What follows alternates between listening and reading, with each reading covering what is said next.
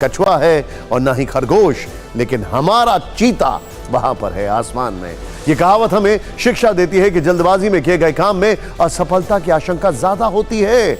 इसे आप भारत और रूस के मिशन मून से भी समझ सकते हैं। रूस का स्पेसक्राफ्ट लूना 25 चंद्रयान 3 के बाद लॉन्च हुआ और उसे चंद्रयान 3 से पहले चंद्रमा पर लैंड करना था, लेकिन वो क्रैश हो गया। रूस ने 47 साल बाद चंद्रमा के लिए मिशन लॉन्च किया है। इसकी चर्चा आगे करेंगे, लेकिन लूना 25 के असफल होने के बाद हर भारतीय के मन में घबराहट है और सवाल कि क्या चंद्रयान 3 बुधवार शाम 6:04 पर चंद्रमा पर सफलतापूर्वक उतर जाएगा।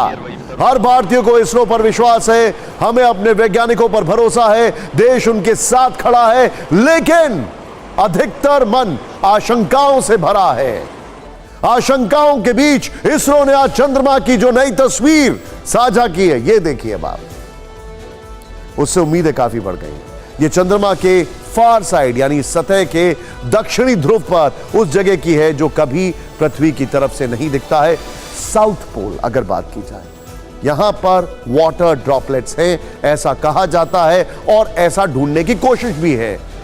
यहां से जीवन का रास्ता मिल सकता है, इसे हम खुली आंख से नहीं देख सकते। इन तस्वीरों को चंद्रयान 3 के विक्रम लैंडर में लगे hazard detection and avoidance camera यानी LHDAC ने ली है। कुल मिलाकर ये 4 तस्वीरें, इसमें चांद पर मौजूद अलग अलग किस्म के गड्ढे दिख रहे हैं। कुछ छोटे हैं, कुछ बेहद भयानक, तो कहीं पर एक लंबा सा मैदान दिख रहा है। यह कैमरा चंद्रमा के गड्ढे और समतल भूमि को जांचने परखने के लिए है, यकीन मानिए, और खासकर यह देखने के लिए है कि कहां पर प्रॉपर लैंडिंग हो सकती है। वो आकलन बहुत जरूरी है। तस्वीर देखकर ही विक्रम लैंडर को सुरक्षित और समतल जगह पर उतारा जाएगा। इसे इसरो के स्पेस एप्लीकेशन सेंटर यानी SAC ने बनाया है। तस्वीरों से चांद की वर्तमान स्थिति भी पता चल रही है। फिलहाल विक्रम लैंडर चंद्रमा के दक्षिणी ध्रुव को स्कैन कर रहा है, यह बहुत जरूरी है। जगह की तलाश के बाद ही लैंडिंग ऑपरेशन शुरू होगा। चांद पर लैंड करने की प्रक्रिया पूरी तरह ऑटोमेटिक है। एक पॉइंट के बाद कुछ भी इसरो के कंट्रोल में नहीं रहेगा। लैंडर अपने हिसाब से लैंडिंग एरिया का चयन करेगा और फिर कॉल लेगा। ऐसी जगह ढूंढी जा रही है जहां गहरी खाइयां ना हो। जो छोटे छोटे खड्डे दिखाई दे रहे हैं आपको तस्वीरों में, वो बहुत बड़े बड़े क्रेटर्स हैं। सूरज निकलने के बाद ही विक्रम लैंडर सतह पर उतरेगा। लैंडर की चंद्रमा से न्यूनतम दूरी इस वक्त 25 किलोमीटर और अधिकतम दूरी 134 किलोमीटर रह गई है। चंद्रयान 3 की लैंडिंग में 45 घंटे का समय बचा है। इसरो के मुताबिक 23 अगस्त को शाम 6:04 पर सबसे कम ऊंचाई से सॉफ्ट लैंडिंग की जाएगी। सॉफ्ट लैंडिंग, उसके लिए एक्स्ट्रा इंप्रोवाइजेशन किया गया है लैंडर में। इसरो ने इसके लिए लाइव प्रसारण के लिए कुछ लिंक्स भी आज शेयर किए, जिन पर आप चंद्रयान की लैंडिंग देख सकते हैं। यह टीवी, यह चैनल आपको और ज्यादा डिटेल देता रहेगा उस दिन। लेकिन यहां बात चुनौतियों की है। वो चुनौतियां भारत के सबसे बड़े मून मिशन के सामने रोड़ा बनकर खड़ी हैं। तो आइए आपको बताते हैं वो चैलेंजेस जिसे पार पाने के बाद ही चंद्रयान 3 की कामयाब लैंडिंग हो पाएगी।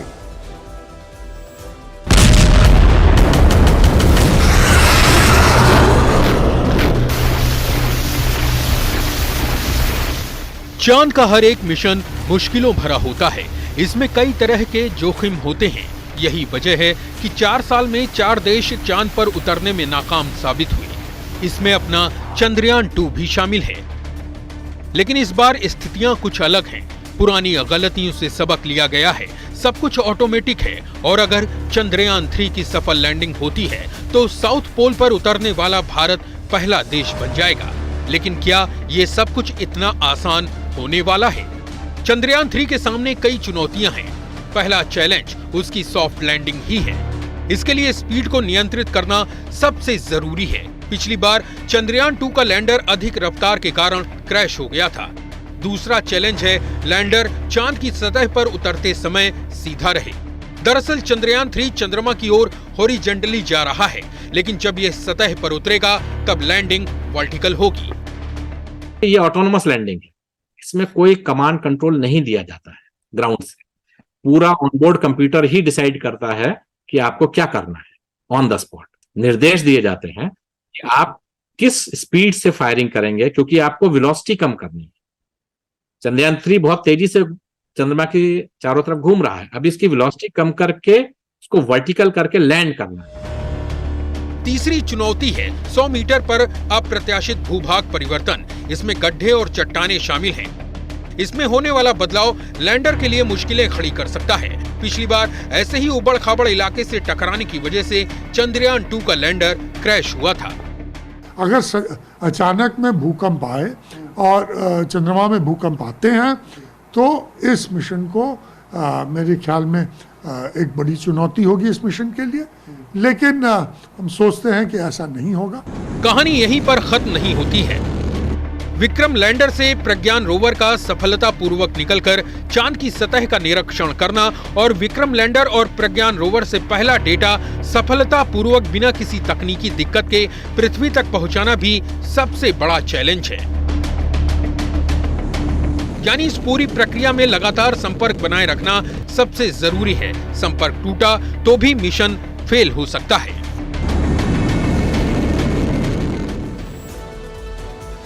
लेकिन पिछले मिशन से हमने बहुत कुछ सीखा है। अंदर की खबर, इसरो के साइंटिस्ट कह रहे हैं कि इस बार लैंडर की टांगे ज्यादा मजबूत हैं, उसमें कहीं गुना ज्यादा फ्यूल है, कहीं गुना ज्यादा सोलर पैनल्स हैं, जिससे कि लैंडिंग एकदम परफेक्ट हो। उनका कहना है कि हम तैयार हैं। यहां समझने वाली बात यह भी है कि इन्हीं चुनौतियों के मद्देनजर क्या 23 अगस्त को चंद्रयान की लैंडिंग टल भी सकती है? ऐसा हम नहीं कह रहे हैं। इसरो के अंतरिक्ष अनुप्रयोग केंद्र के निदेशक नीलेश एम देसाई ने जानकारी दी है और उन्होंने क्या कहा है, यह समझने वाली बात है। लैंडर नीचे की ओर चंद्र की सतह पर जाने का प्रयास करेगा 23 अगस्त को। स्थिति है उसको सबको ध्यान में रखते हुए लगभग 2 घंटे पहले हम ये निर्णय लेंगे कि उस दिन चंद्र पे उतराण करना ठीक रहेगा कि नहीं रहेगा। बट अगर कोई हमको ऐसा आपत्तिजनक लगता है तो हम लैंडिंग को पोस्टपोन करके 27 अगस्त को करेंगे। मेरे ख्याल से कोई और मुश्किल तो आने वाली है नहीं, तो हम जो मोस्ट प्रोबेबली हम 23 अगस्त को ही उतराण करेंगे।